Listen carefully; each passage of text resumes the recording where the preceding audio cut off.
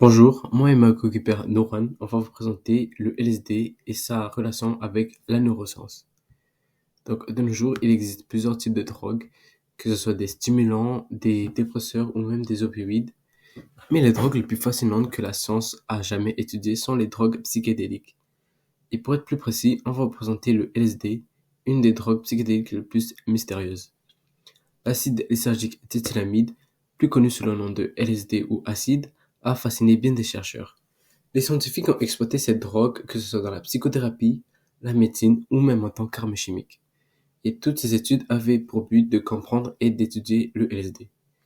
Donc notre but dans cette vulgarisation est de survoler le lien entre le LSD et la neuroscience. On a effectué des recherches sur les conséquences de cette drogue sur le cerveau, une analyse sur la nature du LSD ou même l'utilisation potentielle de la LSD pour la psychothérapie. Donc, le LSD est une drogue psychotrope, ça veut dire une drogue qui va interférer sur le système nerveux du cerveau. Elle est aussi classée comme perturbatrice et elle va amplifier les émotions d'une personne et lui causer des hallucinations. C'est avant tout un mélange de plusieurs éléments chimiques et substances, mais la substance qui fait la nature du LSD est l'acide lysergique. On peut extraire l'acide lysergique de l'ergot de seigle, un champignon parasite qu'on retrouve sur du blé par exemple. Avant de devenir une drogue, bien évidemment, l'acide lysergique d'éthylamide doit être synthétisé et fabriqué en laboratoire. La confection de cette drogue se fait alors avec plusieurs réactions chimiques et parmi les substances nécessaires, on retrouve du diéthylamine, un liquide inflammable, et de l'hydrazine, un liquide incolore. La synthèse finale de toutes ces réactions forme un cristallin blanc qui a comme structure moléculaire C20H25N3O. Cette drogue est alors un dérivé des tryptamines, d'autres substances psychédéliques. Nous avons ici du LSD à l'état pur, à l'apparence d'une poudre blanche cristalline, inodore et incolore. Ensuite, les neurones qui sont influencés par la LSD. On sait que, comme dit précédemment, la LSD est un puissant hallucinogène, donc seulement 20 à 80 microgrammes de LSD suffisent à ressentir ses effets psychédéliques. Les effets les plus fascinants procurés par le LSD sont donc des hallucinations auditives et visuelles. Lors des troubles visuels, des motifs étranges colorés et des flashs lumineux peuvent apparaître. De plus, on peut expérimenter des hallucinations qui troublent nos sens, comme voir la musique ou entendre des couleurs. Et ces hallucinations s'appellent la synesthésie. L'acide lysergique d'éthylamide intéresse aussi la science pour son mode d'interaction avec le système nerveux du cerveau.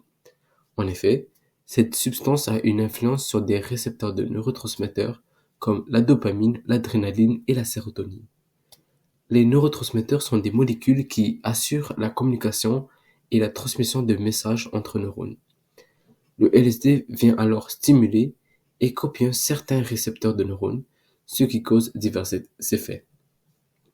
Cette drogue agit le plus sur la sérotonine, hormone qui s'occupe de l'humeur et des émotions, puisqu'elle se lie avec des récepteurs de la sérotonine dénommés 5-HT2A. Ce récepteur joue un rôle sur le cortex visuel, ce qui expliquerait que l'acide lysergique, en activant et en stimulant le récepteur, créerait des troubles et des hallucinations visuelles.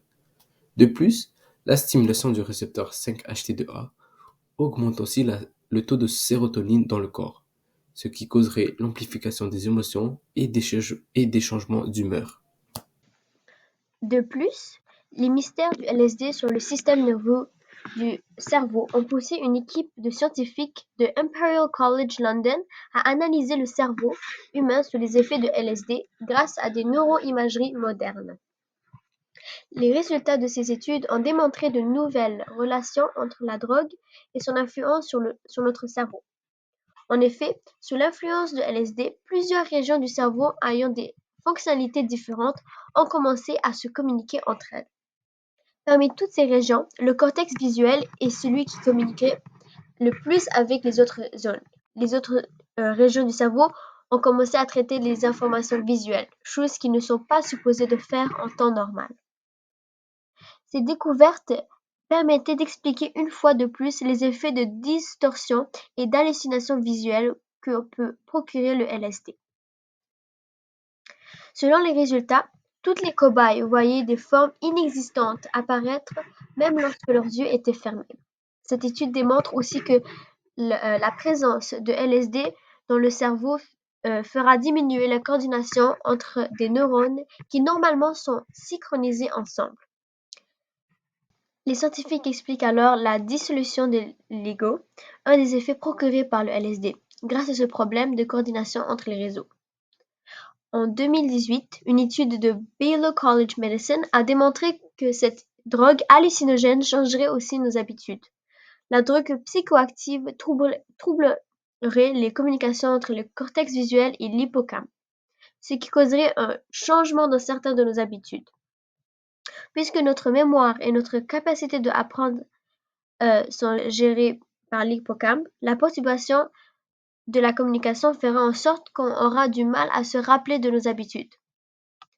En conclusion, l'acide lysergique diéthylamide possède un gros impact sur le système nerveux du cerveau, malgré qu'on ne connaît pas encore tout son mode de fonctionnement. Voici une image qui vous démontre un cerveau sous effet de LSD. La zone en rouge sont les zones qui s'activent sous LSD, qui traitent les informations visuelles et qui est responsable des hallucinations. Cette image provient du Imperial College Press. Une médecine à base de LSD. En 1943, en Suisse, un chimiste nommé Dr. Albert Hofmann a fait les premières recherches sur le LSD. Ces études ont eu pour le but de connaître l'utilisation potentielle de l'acide diéthylamide lysergique en tant que médicament pour soigner des maladies mentales. Des années plus tard, malgré l'interdiction du LSD au Canada, une nouvelle étude faite par Dr. Gabriela Gobi, une scientifique de l'université McGill et chef du département RCNI, réparation du cerveau et en neurosciences intégratives. Elle est spécialisée dans le mécanisme neurobiologique, une branche de la biologie qui étudie le fonctionnement du système nerveux du cerveau. Ses recherches avaient le même but que celles de Albert Hofmann. Utiliser l'acide lysergique diéthylamide, le LSD, pour soulager l'anxiété et divers problèmes mentaux. Ces études ont montré que le LSD stimulait davantage la libération de sérotonine, qui joue un rôle sur le bien-être d'une personne. Selon Gabriela Gobi, il est possible de donner des microdoses de cette drogue psychoactive pour calmer des symptômes anxieux et dépressifs. Le LSD est aujourd'hui considéré comme un bon choix de médicament pour les psychothérapies. Contrairement aux autres drogues, elle n'est pas addictive et les bénéfices des effets anxiolytiques dureraient plusieurs mois.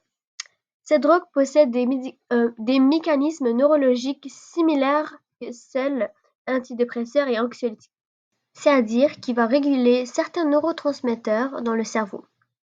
Une autre étude menée par le Dr. Harriet DeWitt à l'Université de Chicago, dans le département de psychiatrie en neurosciences, démontre aussi que le microdosage de LSD n'aura aucun effet négatif sur la fréquence cardiaque, la pression artérielle et d'autres signaux. Alors, le LSD, sous des conditions contrôlées, n'aiderait-il pas à lutter contre les maladies mentales et ne pourrait-il pas remplacer certains médicaments?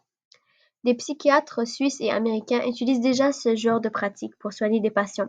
D'après plusieurs traitements, le prise de cette drogue aurait aidé des patients touchés par le trouble de post-traumatique, le trouble comportementaux, l'addiction à l'alcoolisme et la dépression. Même si d'autres études sont à mener quant au LSD et son rôle de psychothérapie. On peut envisager dans le futur un usage plus médical de cette substance psychédélique. En somme, le LSD reste une des drogues les plus fascinantes, que ce soit pour son potentiel ou son mystère dans la science. En bref, dans cette vulgarisation, nous avons informé sur le LSD, acide lysergique diéthylamide. Cette drogue hallucinogène faite synthétiquement qui influence le système nerveux, même si celui-ci trouble nos récepteurs de neurotransmetteurs et qui modifie le système nerveux. Son usage en psychothérapie en tant que remède contre les maladies reste une idée révolutionnaire. La progression et le potentiel de cette drogue le rend si unique. Malgré un manque d'études sur celui-ci, Le LSD pourrait être un très bon outil à exploiter dans le domaine de la médecine et de la neuroscience. Merci de nous avoir écoutés.